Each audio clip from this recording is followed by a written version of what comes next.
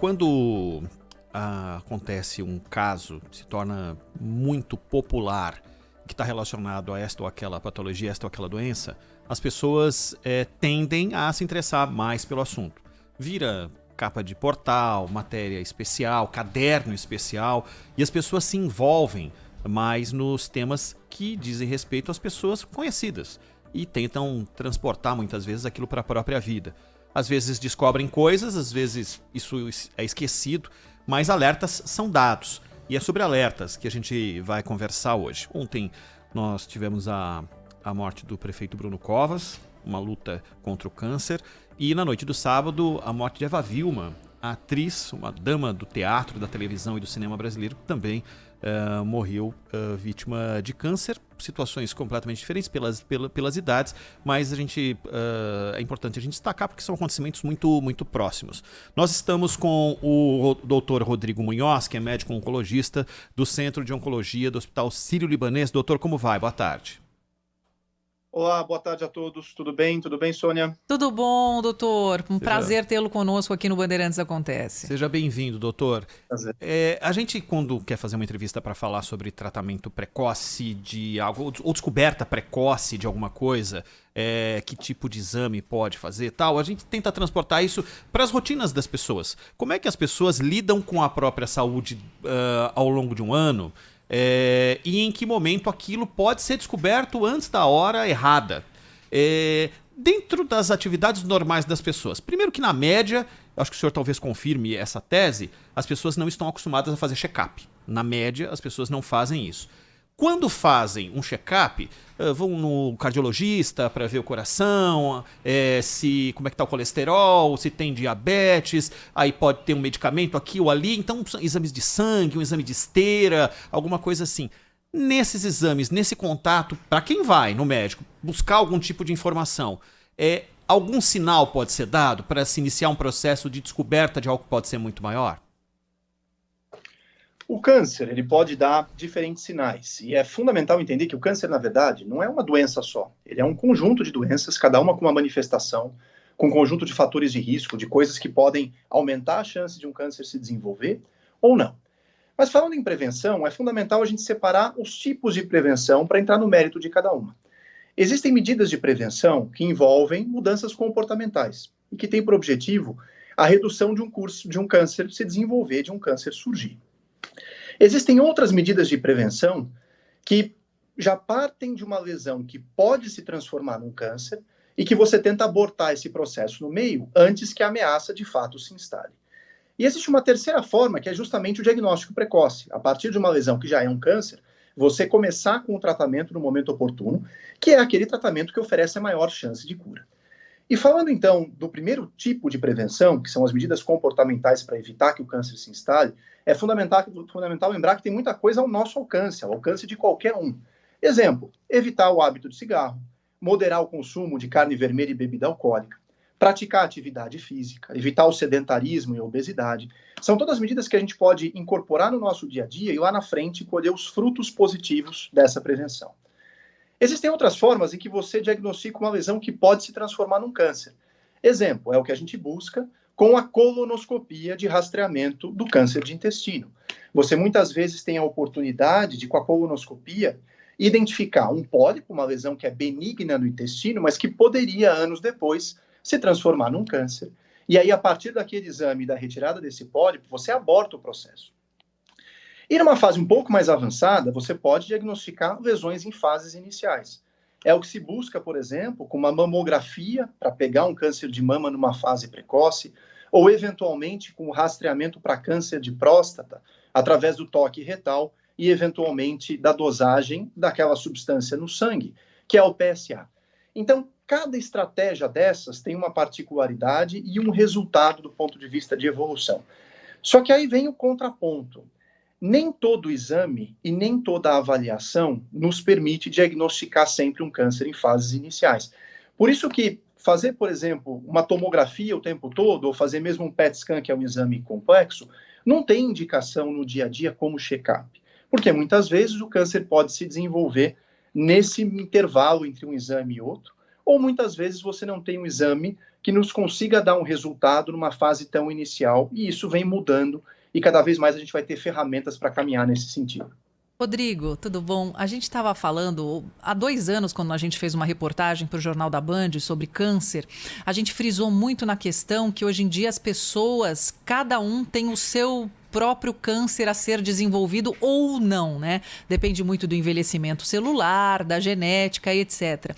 Numa pessoa jovem como o Bruno Covas, com 39 anos, né, que ele descobriu o câncer, qualquer dorzinha poderia parecer uma outra coisa, né? Não que agora todo mundo precise ficar, eu preciso fazer um PET scan, como você bem colocou, assim, para ver se eu tenho câncer, etc.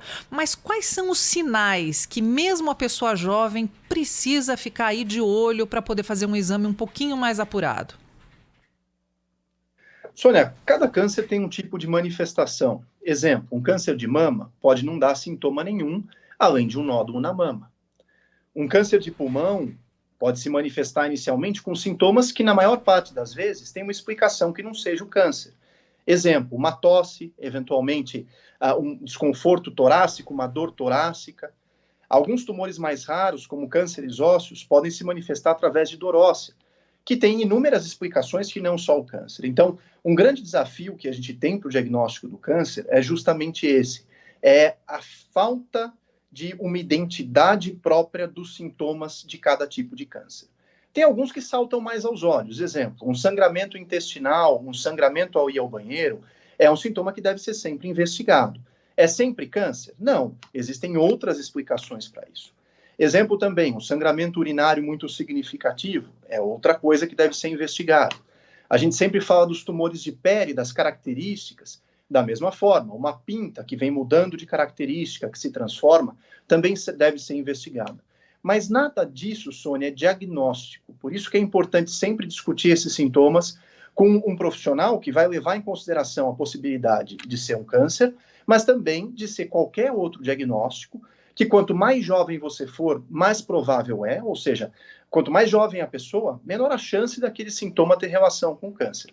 E a partir dessa suspeição, dessa possibilidade de ser um câncer, aí sim ele vai direcionar a investigação com um exame que seja pertinente, um exame que te permita identificar se aquele sintoma, de fato, é um sinal de alerta para um tumor ou é um sintoma por qualquer outra doença que não tem relação com nenhum câncer. Doutor Rodrigo Munhoz, boa tarde. O senhor citou aí esses diversos gatilhos, né? Alimentação, cigarro, enfim, falta de exercícios, uma vida sedentária, né? Esses diversos gatilhos que o senhor citou. Agora, a causa primordial é sempre genética? É sempre difícil a gente achar um culpado único para um câncer. O que a gente sempre discute são os fatores de risco, ou seja, características que aumentam a chance de um tumor se formar. Existem fatores de risco, características que são próprias, algumas das quais genéticas, e outras características que são ambientais ou acumuladas ao longo da vida. E existe um terceiro grupo que está incluído nessas características próprias, que aí sim dizem respeito às características num contexto de uma síndrome hereditária. Exemplo, eu posso ter uma alteração no meu DNA, uma síndrome, uma mutação, que aumenta de fato a chance de um câncer. Todo mundo conheceu, ouviu falar do caso da Angelina Jolie. Angelina Jolie tinha uma mutação, uma alteração no DNA, que aumentava em muito o risco de câncer de mama e de câncer de ovário. Mas na maior parte das vezes, um câncer de mama ou um câncer de ovário não nasce nesse contexto de uma síndrome hereditária, de uma mutação que passa de geração para geração e que aumenta muito o risco de câncer. Porém, existem outros fatores próprios que podem aumentar o risco de câncer. Exemplo, o câncer de pele. Quem tem uma pele clara, quem tem cabelo loiro ruivo, olho claro ou muitas pintas, tem uma chance aumentada de desenvolver um câncer de pele. Isso não vem de uma síndrome hereditária, mas vem na forma de uma carga genética. E você soma a isso os fatores ambientais, aqueles que você adquire ao longo da vida e que podem pesar em maior ou menor grau para disparar um gatilho já com uma predisposição própria. Exemplo, todo mundo vai falar, mas eu tenho um tio, uma avó que fumou a vida toda e não desenvolveu câncer. Mas a gente sabe que o cigarro é um dos fatores de risco que mais puxa para cima a chance de se desenvolver um câncer de pulmão, um câncer de cavidade oral, um câncer de bexiga. Mas ele não tem o mesmo impacto em todo mundo, porque aí você soma esse fator adquirido ao longo da vida com fatores próprios de maior ou menor susceptibilidade. E ao cigarro se soma consumo de bebida alcoólica, atividade física, em alguns cenários, imunossupressão, quem toma algum remédio para baixar a imunidade, exemplo, quem recebeu um transplante de órgão, que toma um remédio para que você possa acomodar o transplante, tem um risco aumentado de alguns tipos de câncer. Todos esses são fatores adquiridos ao longo da vida que podem contribuir em maior ou menor grau em função de alguma predisposição genética ou algum fator próprio, algum fator com o qual você nasceu. Em última instância, quase todo câncer é fruto, sim, de alguma alteração genética, ou seja, deu alguma coisa errada no seu maquinário do organismo que fez com que ele sofresse um curto-circuito e as suas células começaram a crescer sem controle. Mas em muitas situações, isso acontece por fruto da pressão do ambiente, das coisas que acontecem ao longo da sua vida, e não a partir de um curto-circuito que já existia quando você nasceu, que é o conceito de uma síndrome hereditária. Ô, doutor Rodrigo, a obviedade, né, da prevenção, da importância da prevenção, que, aliás, a obviedade que é enfatizada há muitos anos, né, para que as pessoas procurem fazer os exames pertinentes, para que algo possa ser descoberto, se houver, né? Nas mulheres, nos homens, etc. E eu queria saber do senhor, até pela sua experiência clínica e pelo seu trabalho num hospital tão importante, a pandemia atrapalhou muito isso, a ida ao médico, o exame preventivo, ou mesmo quando é necessário algum procedimento hospitalar. A pandemia afetou esse trabalho de informação, de conscientização para que as pessoas façam exames preventivos? Sem dúvida nenhuma afetou. E esse foi um fenômeno que não aconteceu só no Brasil. Dados dos Estados Unidos, de países europeus, mostram claramente uma redução na frequência de realização de exames preventivos, uma maior resistência a se buscar uma consulta médica para aqueles pacientes que desenvolveram um sintoma ao longo da pandemia, uma queda no número de diagnósticos de câncer, uma queda no número de cirurgias.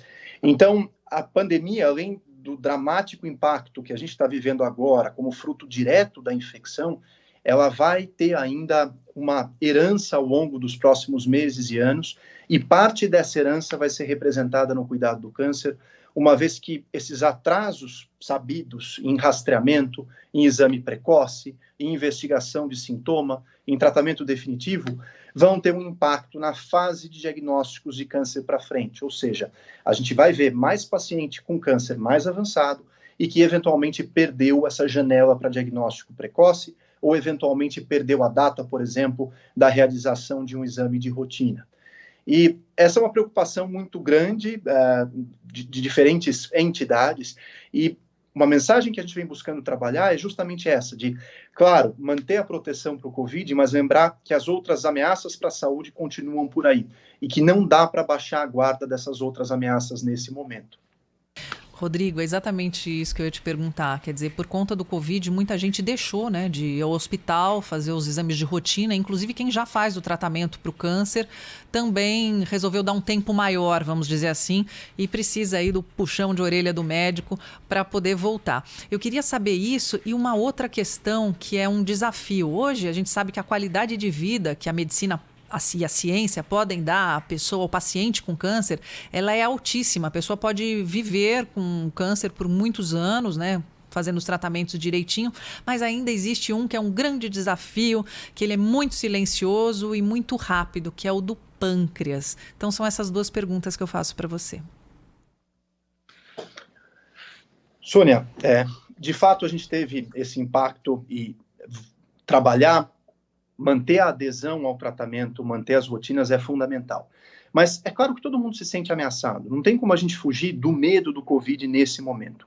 E eu acho que esse impacto só vai ser minorado se de fato a gente tiver estratégias que permitam às pessoas voltar ao convívio de rotina com segurança. Sendo bem realista, esse é o caminho que a gente precisa para que a vida comece a voltar ao normal. E isso vale para o cuidado oncológico também. Mas a mensagem que fica é que o câncer não espera. Então é fundamental que se você teve um sintoma, vá atrás da investigação.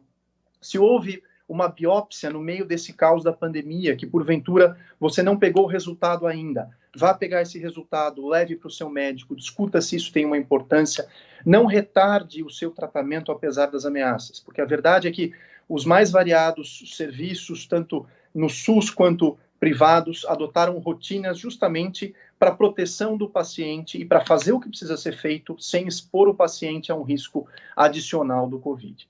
Então, esse é um ponto fundamental.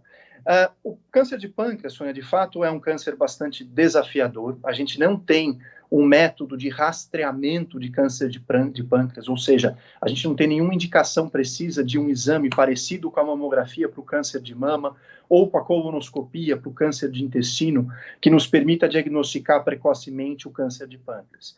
E ele pode ser curado se diagnosticado numa fase inicial, mas é verdade que é um câncer extremamente desafiador. Ainda assim, Sônia, a gente vem vivendo nesses últimos 50 anos uma absoluta revolução no tratamento oncológico. Isso começou por ordem temporal aí com a estruturação da cirurgia para o câncer.